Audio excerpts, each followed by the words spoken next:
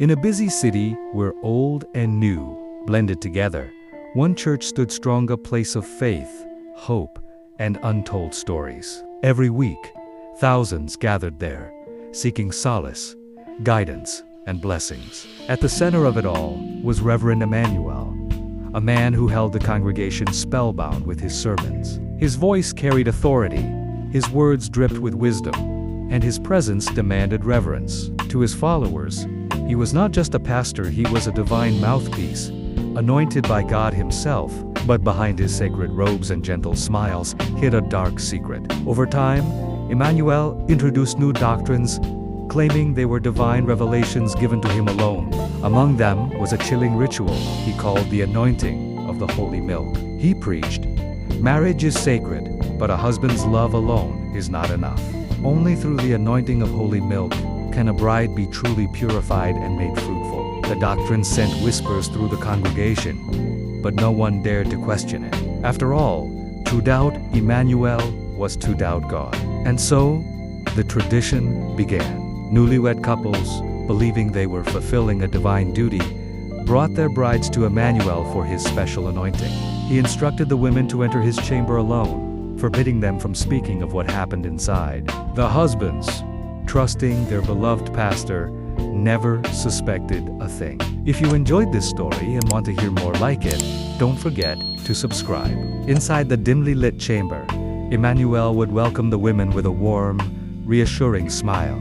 The room smelled of incense, and religious artifacts lined the walls, creating an illusion of holiness. He would offer them a cup of holy wine, claiming it would relax their spirits for the sacred anointing. What they didn't know was that the drink was laced with a powerful sedative. As the drug took effect, their world faded into darkness. By the time they awoke, it was over. Their dresses were slightly disheveled. Their bodies felt strange, but their memories were clouded, confused, disoriented, violated. Yet, fear kept them silent. If you speak of this, you will invite curses upon yourself and your family, Emmanuel had warned. His words, laced with threats and divine manipulation, trapped them in a prison of silence. For months, the abuse continued. More women entered the chamber. More women left in confusion. And no one spoke, until one did. Ruth had always been different, strong-willed and intelligent. She had questioned many of Emmanuel's teachings, but like everyone else, she feared challenging a man of God. But after her anointing, she couldn't ignore the nagging feeling in her heart. Unlike the others, she hadn't lost consciousness completely. She remembered Fragmance's hands on her, her inability to move, and the heavy darkness swallowing her consciousness. The thought made her skin crawl. After days of battling the shame, she finally told her husband, David, a dedicated soldier in the national military. At first, he was dismissive. "Are you saying Emmanuel did something to you?" David asked, his brow furrowed. I don't know," Ruth admitted, tears in her eyes. "But something was wrong. I felt powerless." David struggled to believe her. Emmanuel was a man of God, a spiritual father to all. It felt almost blasphemous to suspect him of such evil. But then, Ruth wasn't the only one. Whispers spread among the women. Naomi, Esther, Deborah, they all had similar experiences. "We woke up feeling strange, but we were afraid to question it," Naomi confessed. "We thought it was just part of the ritual," Deborah added, her voice shaking. David listened, his military instincts kicking in. Something was terribly wrong. Months passed, and then came the unexpected pregnancies. 3 of the women Ruth, Naomi, and Esther discovered they were expecting. At first, they were overjoyed, believing it to be a blessing. But joy quickly turned to fear and confusion. Their husbands, soldiers on an important mission, had been away for 3 months, and yet their wives were pregnant. David, along with 2 other soldiers, confronted the women. "This is impossible. One of them," Jonathan muttered, his face pale. "We were gone for months. How could this happen?" The women, faces full of guilt and fear, hesitated until Ruth, with a trembling voice, spoke the truth. "Emmanuel," she whispered. "The anointing.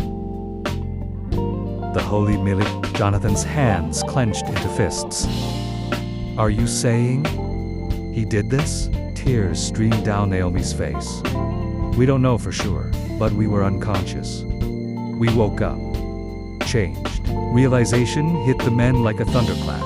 Their wives hadn't been blessed. They had been betrayed. Word spread like wildfire. What had once been whispers became shouts of outrage. The congregation demanded answers. The following Sunday, the church was packed, but not for worship. Emmanuel stepped onto the altar, draped in his flowing white robe, his face as calm as ever. But the tension in the air was undeniable. David, standing among the crowd, broke the silence. "Before you preach," he called out, his voice thunderous, "tell us this. How did our wives get pregnant while we were away?" Gasps filled the church. Emmanuel's composure wavered. "My son," he began, forcing a smile, "you must not question the ways of the Lord." "Don't call me your son," David roared. "Answer the question." The crowd turned hostile. Eyes once filled with admiration were now full of suspicion. Emmanuel tried to defend himself. "These pregnancies are miracles," he claimed. "The work of God," but no one believed him anymore. The truth had already spread. A group of men, led by the soldiers, stormed the pulpit. Emmanuel turned to flee, but Jonathan grabbed him by the collar. "You will not escape this," he growled. The police were called, and Emmanuel was arrested. Investigations revealed the full horror of Emmanuel's crimes. Evidence was uncovered: sedatives, hidden recordings, and financial records of hush money paid to silence victims. One by one, more women came forward, breaking free from the shackles of fear. Emmanuel's trial was swift and merciless. The once revered pastor was sentenced to life in prison, his name forever tarnished. The church, once a beacon of hope, was now a symbol of betrayal. But from the ashes, something new was born. The congregation, once blind, began to see. They no longer followed blindly. They asked questions. They challenged false teachings. The church was eventually rebuilt, but this time under new leaders who valued truth, accountability, and faith rooted in wisdom, not fear. As for Ruth, Naomi, and the other victims, they found healing in courage. They had been deceived, but they were no longer silent. Their voices became a warning to others. No longer would faith be used as a weapon. No longer would evil hide behind the pulpit. Moral of the story: 1. Blind faith is dangerous. Faith should never replace critical thinking. 2. No one is above accountability. Even spiritual leaders must answer for their actions. 3. Silence enables evil. Speaking out is the first step toward justice. 4. True faith seeks truth. God does not demand blind obedience to men, but calls for wisdom and discernment. If you love stories like this, don't forget to hit the like button and subscribe to the channel for more.